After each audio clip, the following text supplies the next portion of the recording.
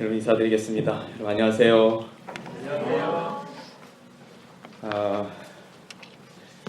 제가 말씀을 가지고 많이 곳곳에 다니게 됩니다.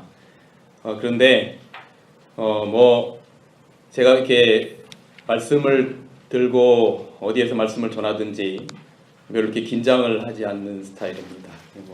1000명이 있건 2000명이 있건 긴장을 하지 않는데 제가 꼭 가는 데마다 긴장하는 곳이 두 군데가 있는데 한 곳은 저를 가르치는 선생님들이 계신 곳에서 말씀을 전할 때 대학의 교수님들 앞에서나 얼마 전에도 또 한국사학고등학교 교사 신앙부흥회가 안면도에서 1박 2일 있었어요. 바로 한 3주 전에. 거기서 1박 2일 동안 선생님들에게 말씀을 전하는데 저를 가르치셨던 선생님들이 앞에 눈을 크게 뜨고 저를 쳐다보시니까 긴장이 되고, 그다음에 또 한 곳이 제가 우리 고향교회입니다. 고향교회요.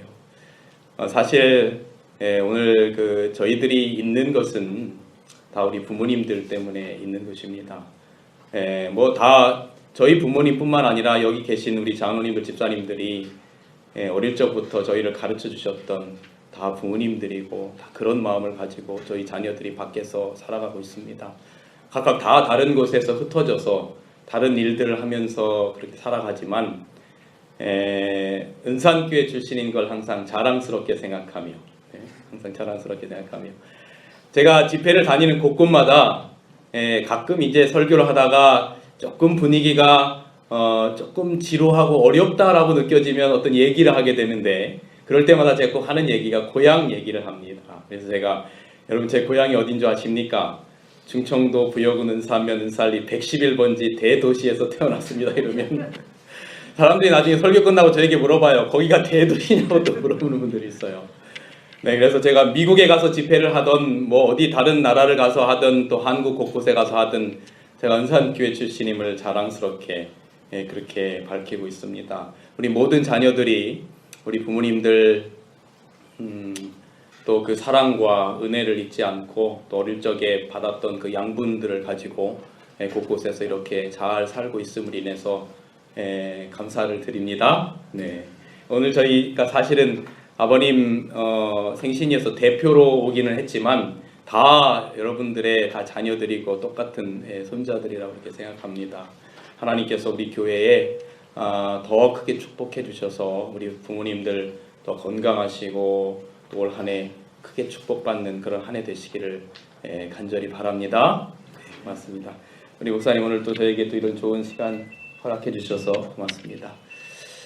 어떤 말씀을 좀 드려야 될까 여러 가지로 생각을 좀 하다가 오늘 이제 1시간인데 저에게 주어진 이 짧은 시간 동안 어떤 말씀을 드려야 될까 하다가 여자의 후손이라고 하는 제목으로 좀 말씀을 드려야 되겠다 싶어서 오늘 시간이 허락하는 한 제가 딱 정확한 시간에 마치도록 하겠습니다. 저에게 저는 3시간이 주어지면 3시간을 하고 1시간이 주어지면 1시간을 하고 30분이 주어지면 30분을 그렇게 말씀을 드립니다. 먼저 성경 좀 하나 펼쳐보시겠어요? 요한일서 4장 좀 잠깐 보시겠습니다. 요한일서 4장 7절부터의 말씀을 좀 보겠습니다. 요한일서 4장 7절부터입니다.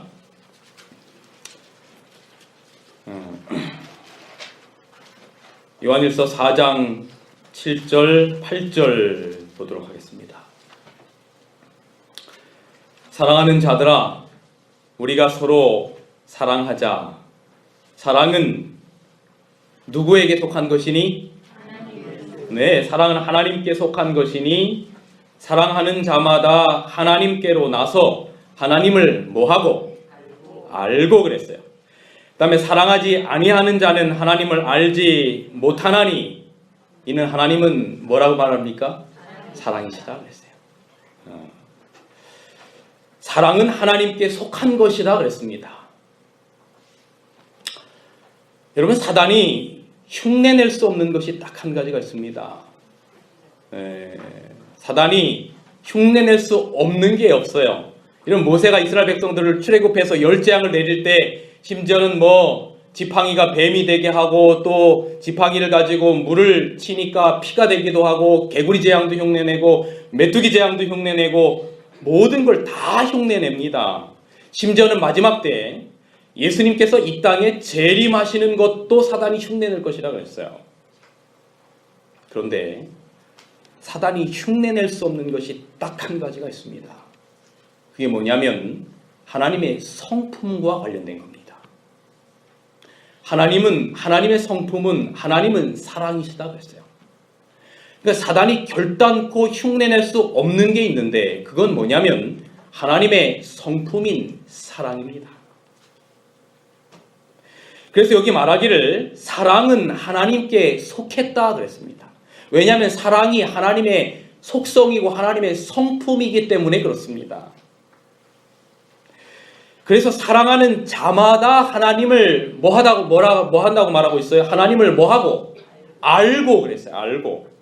사랑하지 아니하는 자는 하나님을 알지 못하나니 이유가 뭐냐면 하나님은 사랑이시다 그랬어요.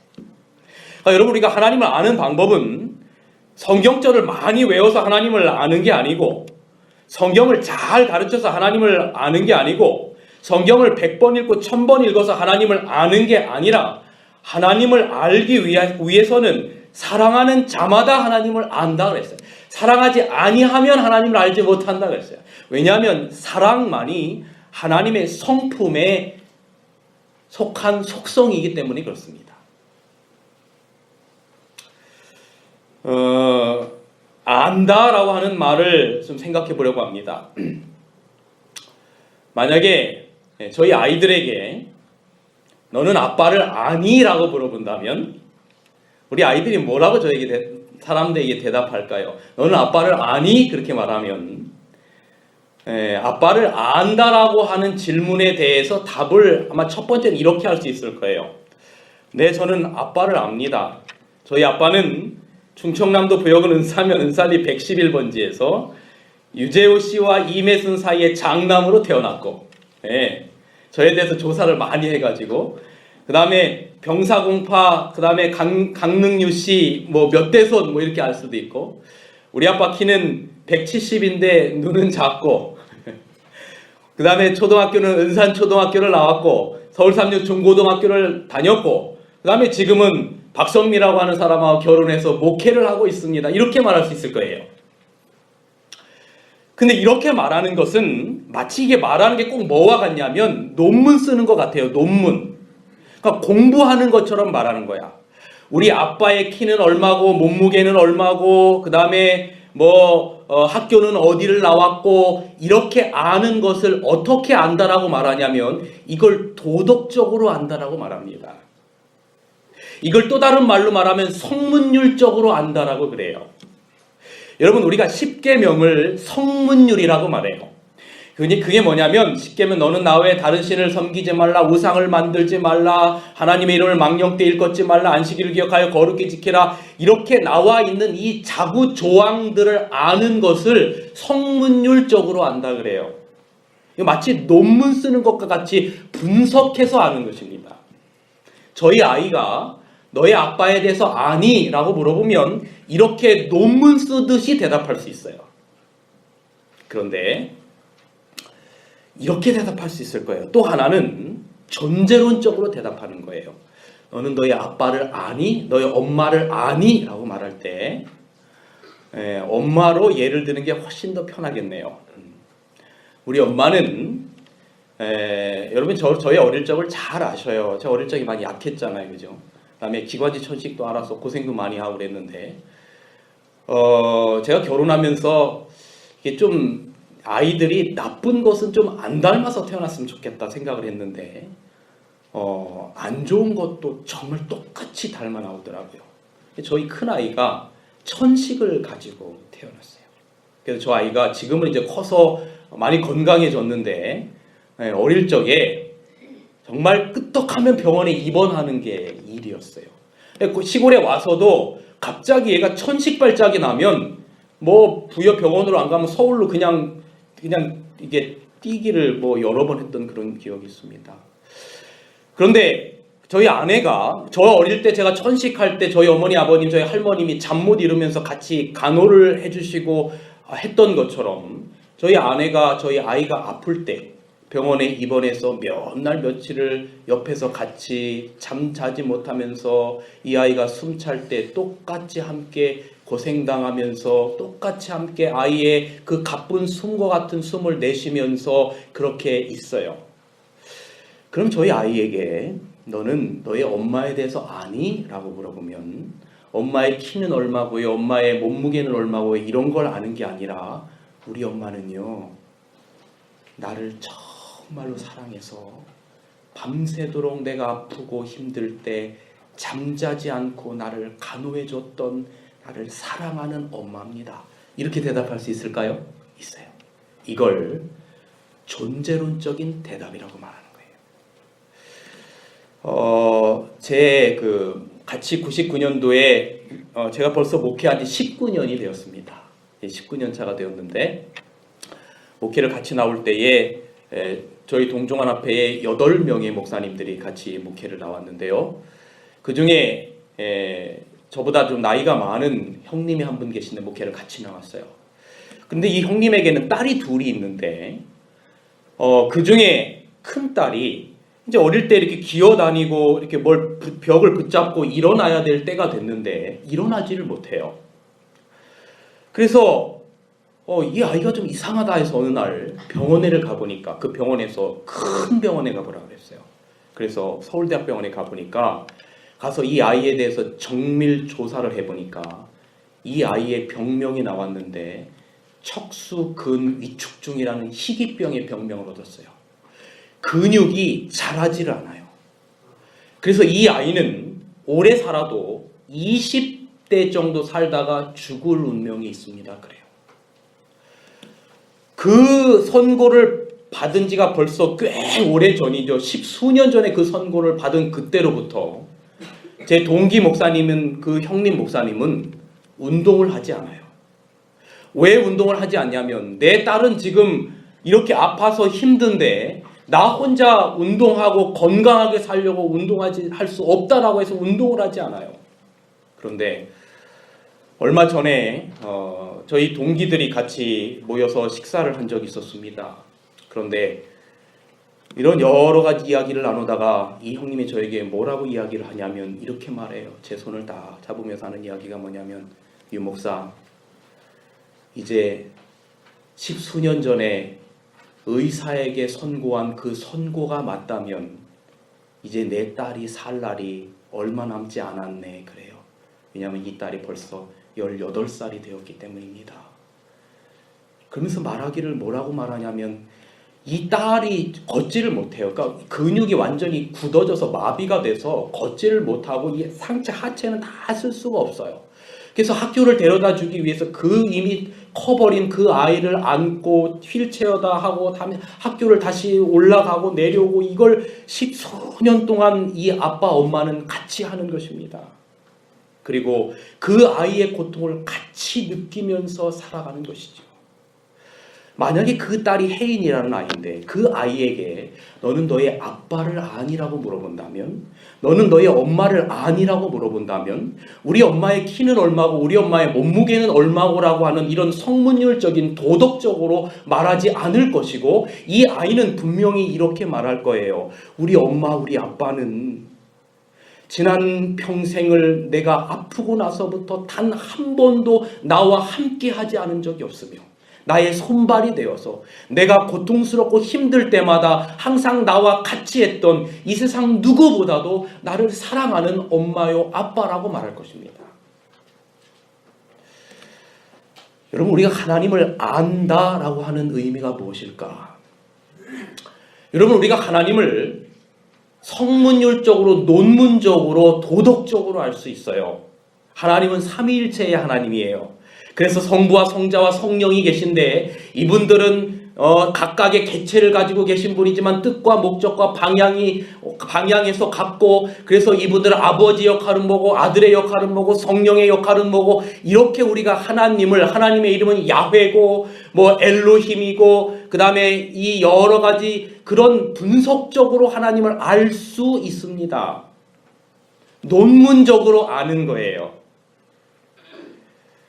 그런데 오늘 여기 요한일서 4장에 말하기를 사랑하는 자들아 우리가 서로 사랑하자. 사랑은 하나님께 속한 것이니 사랑하는 자마다 하나님께로 나서 하나님을 안다라고 사랑하는 자가 하나님을 안다라고 말하는 이 안다는 개념은 논문식으로 하나님을 아는 게 아니에요.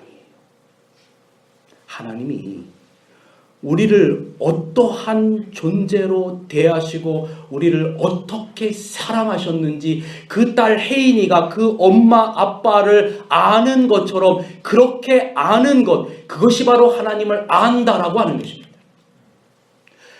제가 신앙생활을 하는 게 무엇인가를 참 많이 생각해 봤어요. 특별히 저희 재림교회는 저도 어릴 때부터 이 재림교회 안에서 교육을 받았고 재림교회 삼육학교를 다니고 신학을 다니고 목회를 하고 이렇게 쭉 오면서 어느덧 벌써 제 나이도 이제 46이에요. 이렇게 신앙생활을 해보면서 신앙한다라고 하는 것이 무엇일까라고 하는 생각을 되게 많이 해봤어요. 우리가 하나님의 십계명을 외우고 하나님의 계명을 외우고 여러 가지 많은 것들을 우리가 분석하고 알 수 있어요. 그런데 그것은 돌비에 새겨진 하나님의 성문율이에요. 여러분, 우리가 이 성경이라고 하는 이 하나님의 말씀이라고 하는 것이 종이 위에 쓰여져 있어요. 그런데 이것이 종이 위에 쓰여져 있는 것으로 그치면 우리는 이것을 하나님을 그냥 우리가 아빠의 키는 얼마고 엄마의 몸무게는 얼마고 아는 식으로 아는 거예요. 이것은 결단코 우리에게 구원을 줄 수가 없어요. 신앙이라고 하는 건 무엇인가 하면 그 돌비에 새겨진 하나님의 율법이 그 하나님의 마음이 우리의 마음 가운데 새겨져야 해요. 그래서 성경에 보면 너희는 그리스도의 향기 나는 편지니 그랬어요. 여러분, 그냥 편지는 향기가 나지 않아요. 그런데 이 편지가 향기가 나기 위해서는 여러분의 집에 우편물 많이 날라오나요? 우편물 많이 날라와요. 월말이 되면 카드값서부터 명세서부터 많이 와요. 그런데 그 많은 편지들 우편물을 보고 여러분이 감동을 받으시나요? 안 와요. 이놈의 거 또 왔네 이거죠.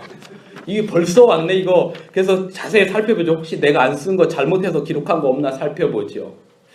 그런데 어느 날, 요즘은 이게 편지 문화 익숙해지지 않은 때지만 어느 날 여러분에게 편지가 하나가 왔는데 뭐냐면 군대 간 자녀에게, 아들에게, 저 멀리 외국으로 시집간 딸에게 직접 그 딸이, 아들이 직접 쓴 편지, 때로는 쓰다가 어머니 아버지를 생각하면서 눈물을 떨어뜨린 그 편지, 어머니 아버지 전상서 보고 싶습니다. 사랑합니다. 불효할 수밖에 없는 이 자식을 용서해 주세요라고 그 쓴 편지를 여러분이 받으면 그게 그냥 편지 명세 매달마다 오는 스마트폰 혹은 카드 명세서 같은 그런 느낌으로 다가오나요? 아니면 이것이 여러분의 가슴에 자식의 향기가 나나요? 자식의 향기가 나요. 우리가 하나님을 안다는 것은 돌비에 새겨진 그 하나님의 율법이, 그 마음이 우리의 신비에 새겨져서, 그래서 그것이 우리의 삶의 인생관과 가치관이 된다는 것, 그것을 바로 신앙인이라고 말하는 것입니다. 여러분, 이것이 우리가 기억적으로 제가요 성경을 많이 공부를 가르치고 성경을 가르치고 또 설교를 하고 어릴 적부터 우리 성도들에게 많이 배워서 말씀을 가르치는 달란트를 하나님 저에게 주신 것 같아요. 그래서 지금도 세계 곳곳으로 다니면서 말씀을 들고 제가 다닙니다. 그렇게 다닐 때마다 어떤 사람들을 많이 만나냐면 성경을 수없이 많이 읽었는데 그것은 그냥 종이 위에 돌비에 쓰여진 하나님의 말씀이지 이것이 내 마음 가운데 자식이 부모에게 주는 그 애틋하고 갸륵한 그 마음의 편지로 다가오지 않는 거죠. 여러분, 그래서 이 하나님의 말씀이 오늘 우리의 마음 가운데, 신비 가운데 깊이 새겨졌으면 정말로 좋겠어요.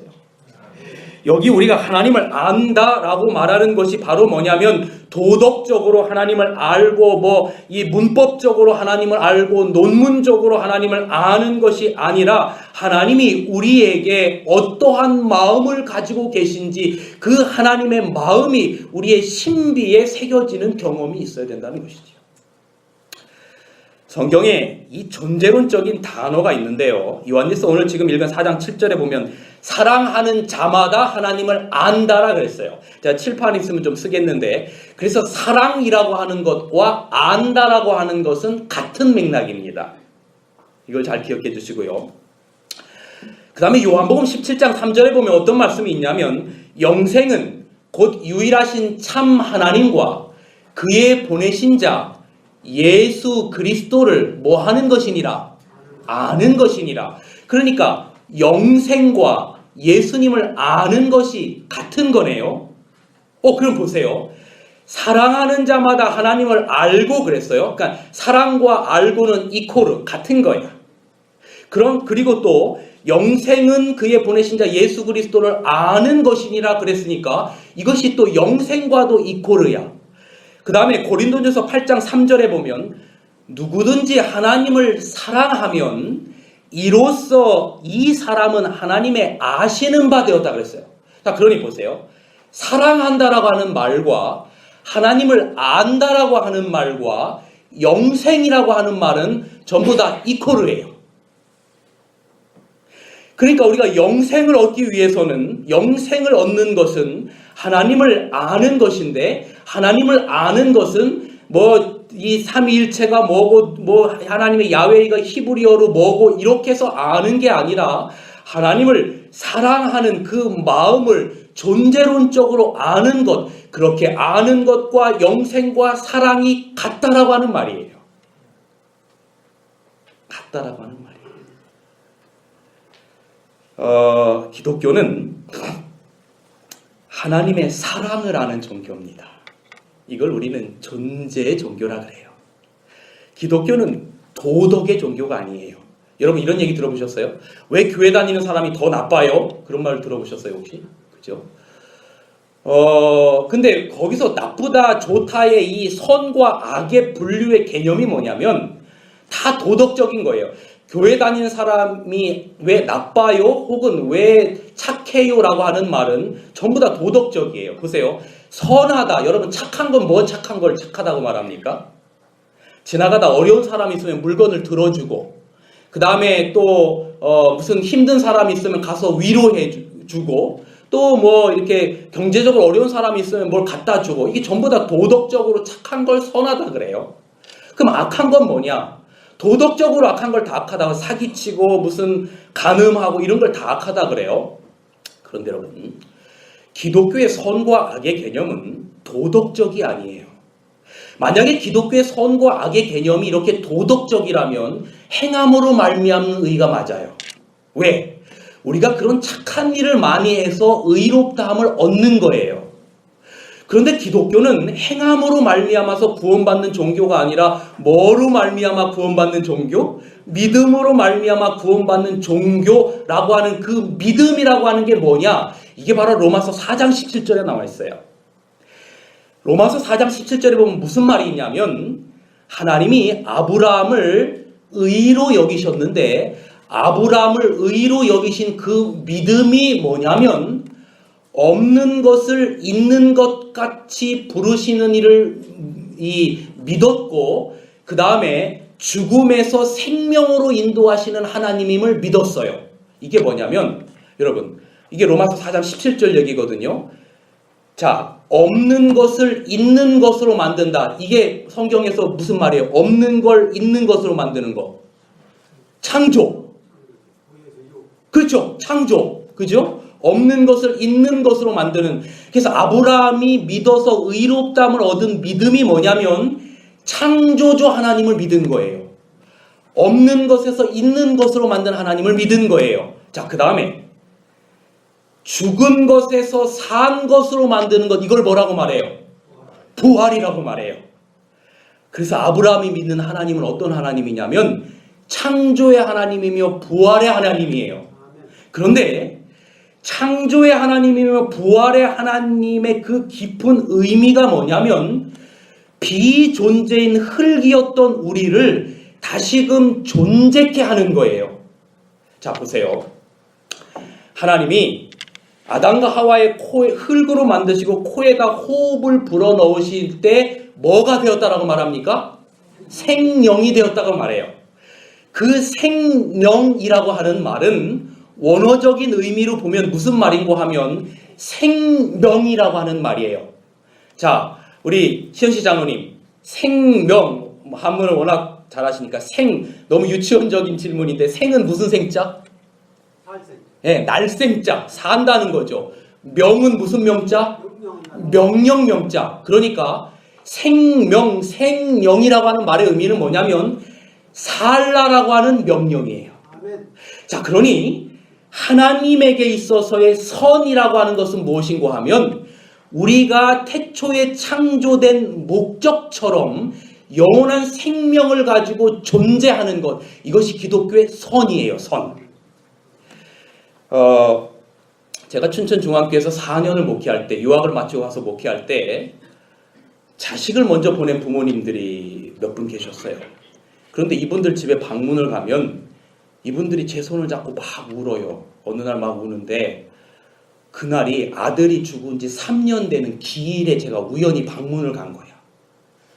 근데 이분이 제가 말씀을 펴고 찬미만 부르고 막 펑펑 우는데 제 손을 잡고 이 노 집사님이 뭐라고 그러냐면 이렇게 말해요. 이 권종필 집사님이라고, 정치인 같죠? 여 집사님이신데, 목사님, 자식이 할 수 있는 가장 큰 불효가 뭔지 압니까? 이렇게 물어요. 제가 이렇게 말했어요. 공부 못하는 거요? 그랬더니 그거 아닙디다. 용돈 안 주는 거요? 그거 아닙디다. 그럼 뭐예요, 집사님? 부모보다 자식이 먼저 가는 거, 그게 가장 큰 부모에게 주는 큰 불효입니다. 그래요. 여러분, 왜 자식이 부모보다 먼저 죽으면 그 세월호 부모들 보세요. 그렇게 통곡할까? 영원히 살라는 창조주의 명령에 대한 탄식입니다. 하나님이 아담과 하와를 만드시고 그 코에 호흡을 불어넣으시고 생명이 되었을 때 영원히 살 존재로 만드셨어요. 하나님의 창조의 명령대로 영원히 사는 것, 이것이 기독교의 선이에요. 기독교의 악은 뭐냐면 그렇게 영원히 살도록 창조된 존재가 죄로 말미암아 죽게 된 것, 이것이 기독교의 가장 큰 악이에요. 그래서 하나님이 그 악을 다시금 선으로 바꾸시기 위해서 예수님이 여자의 후손으로 이 땅에 오셔서 본인이 십자가에 대신 죽으신 거예요. 전도서 9장 5절에 보면 어떤 이야기가 있냐면 가장 이 세상에서 악한 것은 이것이니 우리가 평생을 미친 마음을 품다가 죽은 자에게 돌아가는 것이니라 그랬어요. 그러니 여러분, 기독교는 존재의 종교입니다. 그래서 우리를 다시금 존재하게 만드셨던, 창조하셨던 우리가 죄로 말미암아 비존재로 돌아가게 되었을 때 하나님의 아들이 이 땅에 오셔서 우리를 위하여 죽으심으로 말미암아 그 예수 그리스도의 보혈의 피를 나의 개인의 것으로 영접할 때 다시금 영원한 존재, 영원한 생명으로 가게 하셨다라고 하는 것을 믿음으로 말미암아 의롭다함을 얻는다. 이것이 바로 기독교의 본질이라고 하는 것이죠. 그래서 여러분, 기독교의 본질은, 기독교는 존재의 종교고 하나님의 사랑을 아는 종교예요.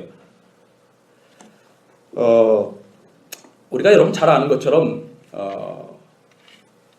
제가 어디 사경회를 가거나 하면 한 몇 년 전에도 저쪽 서산 지구연합으로 춘청 앞에는 봄에 그거 있잖아요. 뭐죠? 동기신학. 그래서 지구연합으로 동기신학을 갔었는데 제가 요 창세기 1장과 2장만을 가지고 일주일 동안 집회를 했었던데, 아담과 하와가 죄 짓기 이전에, 성경은 창세기부터 요한계시록까지 전체가 언약의 얘기입니다. 언약. 그래서 창세기로부터 말라기까지를 오래된 언약, 그래서 구약, 마태복음서 요한계시록까지를 새로운 언약, 신약 그래요. 여러분 언약이라고 하는 말은 다른 말로 말하면 약속이에요. 약속. 근데 여러분 약속은 일방적이에요? 쌍방적이에요? 야, 나 너 어디서 몇 시에 만나자 하고 저쪽에서는 대답도 안 했는데 그걸 약속했다고 말할 수 있어요? 아니죠. 약속은 서로 쌍방적인 거예요. 그런데 여러분 하나님께서 우리에게 약속, 언약을 주실 때 죽으라고 주실까요? 살라고 주실까요? 살라고 주세요. 이게 요한복음 5장 19절의 이야기예요. 너희가 성경에서 영생을 얻은 줄 생각하고 성경을 상고하거니와 이 성경이 곧 내게 대하여 증거하는 것이로다. 그러니까 성경에서 우리는 영생을 얻도록 하기 위하여 우리에게 주신 거예요. 그러니까 성경 창세기부터 요한계시록까지 이 우리를 영원히 살게 하는 약속 언약의 얘기예요. 그런데 이 언약이 창세기부터 요한계시록까지 보면 크게 세 등분이 돼요.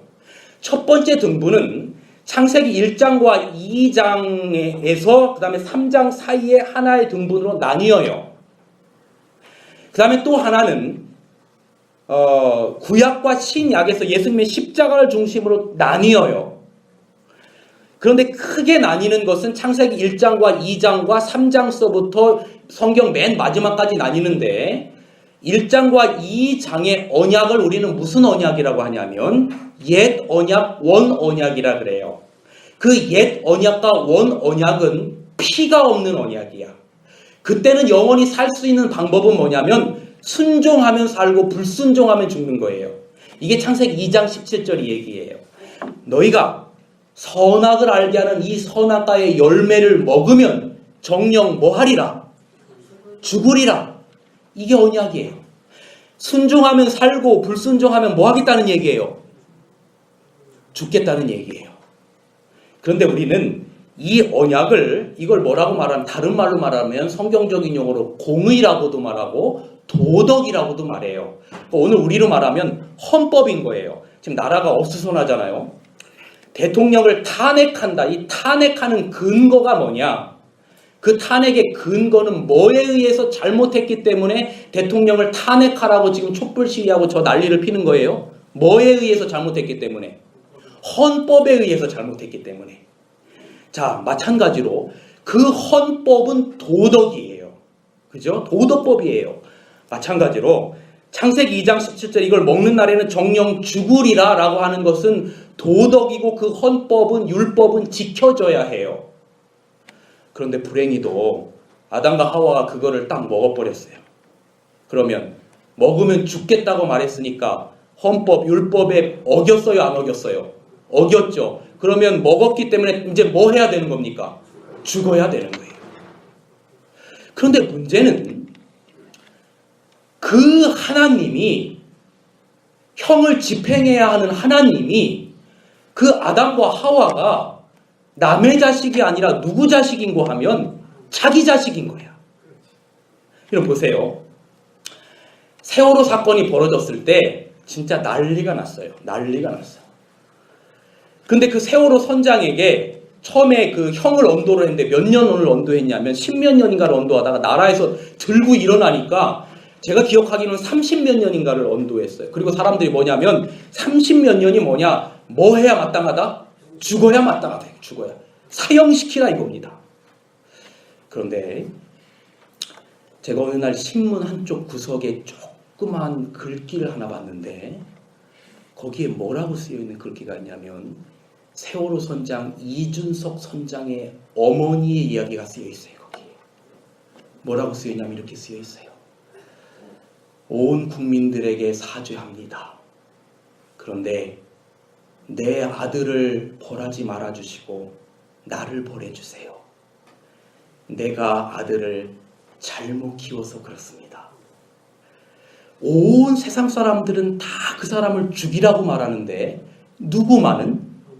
그의 어머니만은 내 잘못이니 내가 자식을 잘못 키워서 그러니 누구를 벌해달라는 겁니까? 나를 벌해달라고 이야기를 하는 거예요. 질문 하나 드리죠. 세월호에서 많은 아이들이 죽었을 때 여러분 가슴 아프셨죠?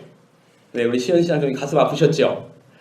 근데 여러분이 만약에 어느 날 부엌에서 이 칼질을 하다가 잘못해갖고 손가락을 탁 쳐서 손가락이 이렇게 반이 팍 칼날에 비었어요.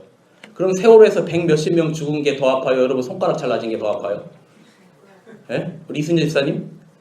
손가락 찔러지게 더 아파요? 질문을 바꿔볼게요. 그런데 그 죽은 아이 가운데 우리 집사님의 손주가 있다면 손가락 잘라진 게 더 아파요? 아니면 그 죽은 게 더 아파요? 죽은 게 더 아파요. 왜 이렇게 자꾸 왔다 갔다 하시죠? 여러분, 제가 무슨 이야기를 드리려고 하냐면 이게 성경의 창세부터 요한계시록까지 흐르는 하나님을 알고 사랑하지 아니하면 하나님을 알지 못한다라고 하는 그 말의 의미가 무엇인지를 설명드리려고 하는 거예요. 도덕은 선악과를 먹으면 죽어야 돼요. 그런데 문제는 뭐냐면 하나님이 볼 때 그 자식이 남의 자식이 아니라 누구 자식인 거예요? 내 자식인 거예요. 그래서 하나님이 그 자식을 그냥 죽일 수가 없는 거예요. 그래서 하나님이 그 자식 대신에 죽으셔요. 그게 창세기 3장 21절에 가지고 온 이야기예요. 양을 잡아서 그 양의 껍데기를 그 죄로 말미암아 추위에 떨고 있는 아담의 하와의 어깨에 뭐 하는 거냐면 입히시는 거죠. 이게 바로 창세기 3장 15절의 여자의 후손의 이야기예요. 창세기 3장 15절과 창세기 3장 21절의 이 두 이야기는 창세기 2장 17절에 선악과를 먹으면 죽는다라고 하는 도덕에 관련돼서 아니다. 하나님은 도덕으로만 사람을 대하는 것이 아니라 내 자식이기 때문에 존재로 대한다라고 하는 이야기가 창세기 3장 15절과 21절의 여자의 후손의 이야기예요. 제가 창세기 3장 15절을 우리 김대성 목사님이 예언전도하는 식으로 말씀드리지 않을 거예요. 거기 보면 여자의 후손의 이야기가 나오는데 다시 말하면 이 죄 죽을 수밖에 없는 인류를 위하여 여자의 후손된 예수님이 이 땅에 오셔서 십자가에 죽으실 거라는 이야기예요. 다 잘 아시는 이야기죠. 근데 이 여자의 후손이 누구의 이야기냐면 엄마의 얘기예요. 여러분, 엄마가 된다는 게 뭘까? 저희 여기 아내가 있는데 예를 갑자기 들어서 미안합니다. 저희 아내가 아가씨 때는 말이죠. 돈을 벌면 어려운 또 장모님도 이렇게 도와드리고 이렇게 했겠지만 돈을 벌면 아가씨들은 그 돈을 주로 누구를 위해서 쓰냐면 자기를 위해서 써요. 자기를.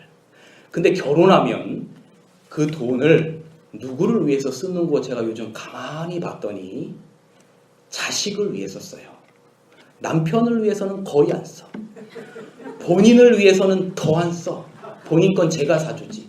그리고 저 사람이 어디 가서 뭘 하는지 저는 다 압니다. 왜냐하면 제 카드를 갖고 있거든요.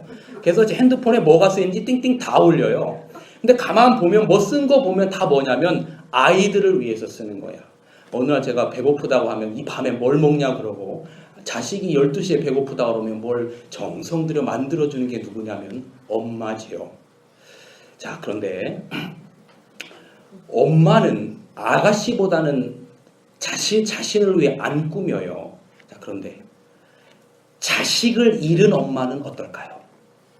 어떤 누군가가 엄마가 자식을 잃었어. 세월호 부모들 보세요. 세월호 엄마 아빠들이 자식이 죽어서 있는데 잘 꾸미고 면도하고 이렇게 넥타이 메고 머리 바르고 이렇게 다니는 부모 봤어요? 봤어요? 못 봤어요? 못 봤어요. 자, 여러분, 제가 무슨 이야기를 하려고 하냐면 이 이야기를 하려고 하는 거예요. 시간이 벌써 57분이네요. 5분 안에 마치겠습니다. 자식 잃은 엄마의 모습이 뭘까? 자, 이사야 49장으로 가겠습니다. 이사야 49장. 네, 이사야 49장 14절서부터 보겠습니다. 이사야 49장 14절.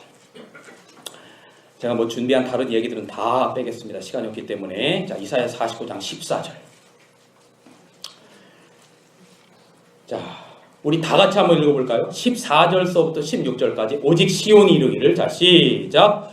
오직 시온이 이르기를 여호와께서 나를 버리시며 주께서 나를 잊으셨다 하였거니와 여인이 어찌 그 젖먹는 자식을 잊겠으며 자기 태선한 아들을 긍휼히 여기지 않겠느냐. 그들은 혹시 잊을지라도 나는 너를 잊지 아니하리라. 내가 너를 손바닥에 새겼고. 여러분, 이 이야기가 뭐냐면 이겁니다. 거기 14절에 보면 시온이 이르기를, 이스라엘이 말하는 겁니다. 이스라엘이 말하기를 여호와께서 나를 버리시면 주께서 나를 잊으셨다 하거니. 이게 뭐냐면 이거예요. 엄마가 나에게 해준 게 뭐가 있어요? 이런 거예요. 자식을 죽으라고 키워놨더니 나중에 이놈이 커서 뭐라고 말하냐면 엄마 아빠가 나한테 해준 게 뭐가 있어요? 그래요. 그럼 속상하겠어요? 안 속상하겠어요? 하나님이 그 아픈 가슴을 가지고 뭐라고 말하냐면 이 철없는 것아 여인이 어찌 그 젖먹는 자식을 잊겼으며 그 태선한 자식을 긍휼히 여기지 않겠느냐. 그들은 혹시 잊을지라도 나는 너를 잊지 아니하리라. 내가 너희를 잊어본 적이 있다 없다? 없다. 그리고 말하기를 내가 너를 내 어디에 새겼고. 여러분 자식을 위해서 여러분 자식은 어디에다 새긴다고요? 마음에 새긴다고요. 근데 이거 오해하는 사람이 있어요. 이사야 53장 1절 6절에 보면 뭐라고 말하는 예수님의 모습을 우리의 보기에 흠모할 만한 아름다운 것이 없다라고 하는 표현을 가지고 예수님의 외모가 못생겼다라고 말하는 사람이 있어요. 이거는 예수님의 외모가 못생긴 모습으로 왔다라고 하는 의미가 아니라 자식 잃은 엄마의 모습인 거예요. 여러분 보세요. 자식 잃은 엄마는 미치는 거예요. 예수님이 왜 이 땅에 오셔서 그렇게 정신없이 그렇게 바쁘게 돌아가셨냐면 왜 흠모하지 못할 그런 모습으로 오셨냐면 자식 잃은 엄마의 모습으로 온 거예요. 여러분 우리가 이런 얘기 있잖아요. 자식이 엄마가 화상을 입었어. 그래서 사춘기를 겪으면서 엄마가 학교 오는 게 너무 싫어. 너무 싫어. 근데 나중에 나는 엄마가 창피해 그래. 근데 나중에 그 자식에게 이렇게 말해주잖아요. 야, 너 어릴 때 우리 집에 큰 불이 들었는데 너 구원하려고 들어갔다가 내 얼굴이 이렇게 됐고 너는 이렇게 멀쩡한 거야. 여러분 아름답다라고 하는 것은 대단히 주관적이에요. 철들기 전에는 엄마의 흉터가 창피한 거였어요.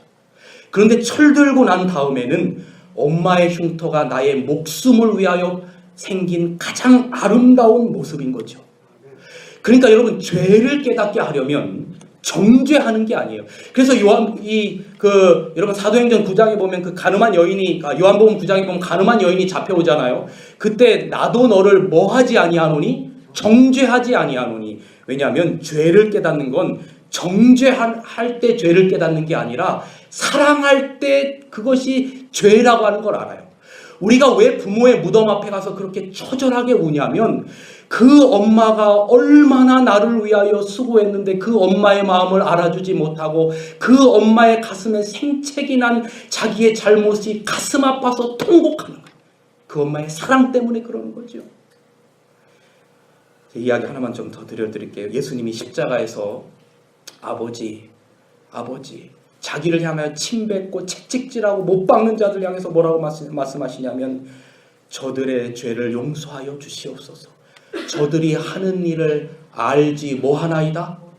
이게 무슨 얘기냐면 자식이 그렇게 남 죽이는 일을 하면 엄마는 뭐라고 말하냐면 이 애가 어릴 때 머리를 다쳐서 그런 거예요. 자기가 알아서 한 게 제정신으로 이렇게 한 게 아니에요. 그러니 대신 누구를 벌해달라는 거 지금 얘기를 하는 거예요. 예수님이 인류의 그 죄를 자기에게 벌해달라고 온 인류의 죄를 자기의 가슴에 묻고 십자가에 죽으시는 엄마의 모습을 여기 이야기하고 있는 거예요. 시간이 없어서 말씀을 줄이면서 여러분 요한계시록 12장 17절에 여자의 후손 얘기 많이 하잖아요. 용이 여자에게 분노하여 돌아가서 그 여자의 남은 자손 곧 하나님의 계명과 예수의 뭐를 가진 자니라? 증거를 가졌다. 우리가 이걸 물론 교리적으로 해석할 수 있어요. 여자의 남은 자손 우리 재림교회다. 왜? 하나님의 계명 안식일을 지키면서 예수의 증거인 대언의 영, 예언의 신을 가지고 있다.